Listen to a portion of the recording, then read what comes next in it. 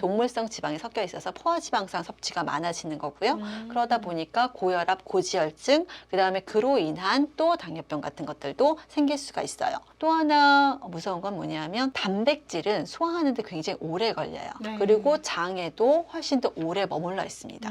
자, 오래 장에 머물러 있으면 그 안에서 여러 가지 독소물질이 생길 수 있겠죠. 네. 그래서 고기를, 육류를 많이 드시는 분들이 대장암에 걸릴 확률이 굉장히 높아질 수 있어요. 네.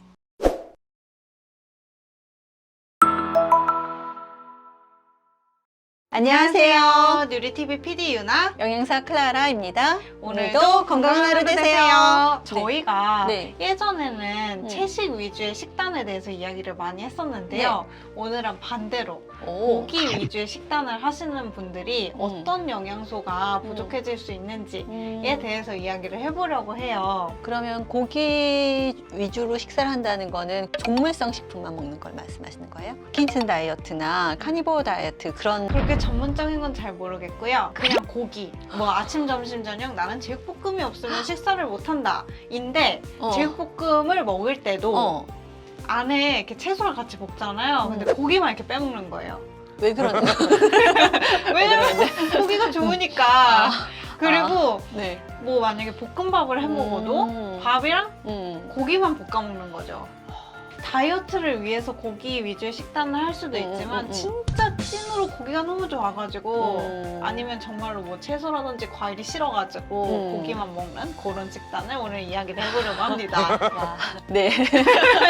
아주 할 얘기가 많을 것 같습니다. 네. 근데 보통 이렇게 고기만 먹어요 하면은 콜레스테롤 걱정을 제일 많이 하시잖아요. 그렇죠. 네. 그러면 이런 콜레스테롤뿐만 아니라 뭐 고혈압, 고지혈증 이런 얘기도 많이 나오는데 고기 위주의 식단을 하면 그 건강상의 이슈가 없는지 궁금하거든요.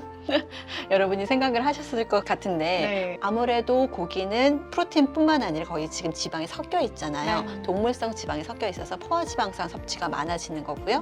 그러다 보니까 고혈압, 고지혈증, 그 다음에 그로 인한 또 당뇨병 같은 것들도 생길 수가 있어요. 지금 살이 찌는 경우도 똑같아요. 왜냐하면 지방 섭취가 많고 네. 그 다음에 나는 당을 하나도 안 먹는데 라고 하지만 양념육을 드시는 경우 있잖아요. 그러면 네. 거기에 벌써 양념이 설탕이라던가 이런 것들이 벌써 들어있단 말이죠. 육류를 잘 먹다 보면 소세지라던가 햄, 베이컨에도 관심을 많이 가질 수가 있어요. 훈연을 하는 과정에서 아젤산염이 들어있어서 그것들을 이제 구웠을 때 훨씬 더 발원 성분이 많이 생길 수 있어요.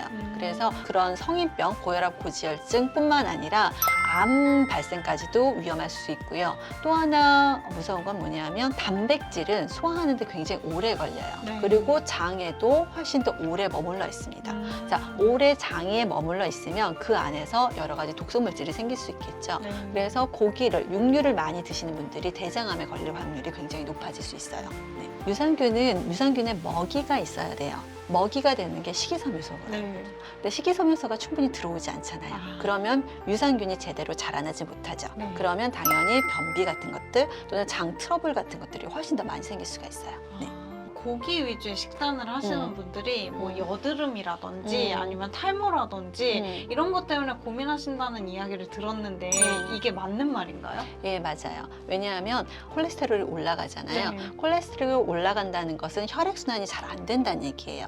이 모발이 자라려면 혈액순환이 잘 돼서 많은 영양분을 공급받아야 되는데 혈액순환이 안 되면 당연히 모발에 영양이 안 가서 탈모가 되겠죠.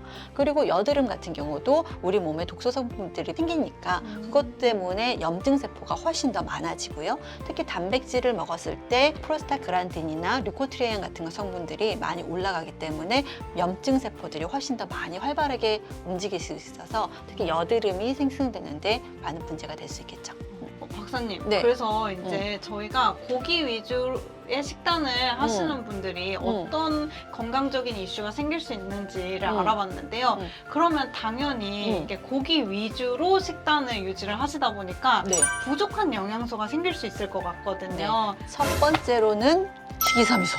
아, 예, 항산화제, 네. 예, 그다음에 파이토케미칼 같은 식품에서 들어올 수 있는 것들이 없기 때문에 그래서 또 항산화가 안 되니까 항염증 같은 것들이 훨씬 더 많이 생기는 거고요. 비타민 A, D, K 같은 경우는 달걀에 많이 있거든요. 네. 그리고 칼슘이라던가 칼륨 같은 경우, 마그네슘 같은 경우 우유에 많이 들어있는데 그것 또한 많이 공급을 받지 못하고요. 수용성 비타민 같은 비타민 B군, 특히 리보플라빈이라던가 비타민 B9, 엽산 같은 경우는 네. 많이 부족하단 말이에요. 그러면 이렇게 부족한 영양소를 저희가 영양제로도 채울 수 있을까요?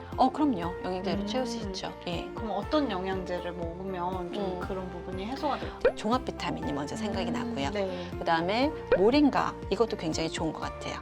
아까 제가 말했던 부족한 것들을 기본적으로 종합 비타민에서 전체 수용성, 지용성 비타민들 다 공급하고 기본적인 미네랄을 공급한 다음에 여기에 정말 천연 영양제인 모링가를 보태는 것도 좋을 것 같아요. 아, 그러면은 종합영양제랑 모링가랑 같이 먹어도 되는 거겠네요? 그렇죠, 좋죠. 예.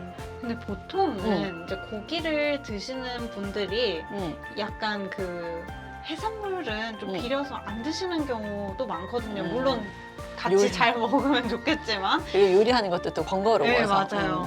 그래서 이제 그런 분들은 오메가3를 먹는 게 좀 도움이 될까요? 좋은 지적이에요. 생선을 안 드시는 분들도 있잖아요. 네. 그런 분들은 기본적으로 오메가3 공급이 안 되시는 거죠. 가장 흡수율이 좋은 건 생선의 오메가3란 말이에요. 그 육류를 주로 많이 드시는 분들이 염증 같은 것도 네. 굉장히 많이 올라가고 콜레스테롤 이런 거 되게 많이 생긴다고 하는데 그런 것들을 또 씻어내는 기능을 하는 오메가3, 특히 이제 EPA가 높은 함량이 있는 게 훨씬 더 염증을 네. 줄여줄 수 있잖아요. 이 오메가3는 EPA가 훨씬 더 높은 네, 함량을 오메가3. 가지고 네. 있어요. 그러니까 지금 염증이 많았을 때 도움이 될 수 있고요.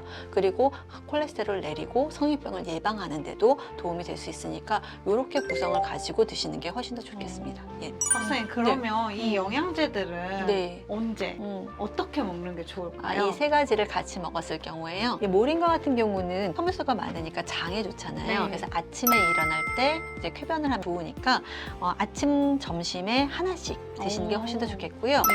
그다음에 멀티비타민은 여러 가지 다양한 미네랄이 많이 들어있기 때문에 소화가 이렇게 빨리빨리 잘 안 돼요. 네. 그래서 반드시 식후에 드셔야 되는데 제 생각에는 아침은 보통 가볍게 드시기 때문에 점심과 저녁에 하나씩 드시는 게 좋으실 것 같아요. 그리고 오메가3는 아침에 하나, 점심에 하나 이렇게 하나씩 드시는 게 좋겠습니다. 예. 그래서 네. 저희가 이제 부족한 영양소를 채워줄 수 있는 영양제까지 이렇게 알아봤는데요.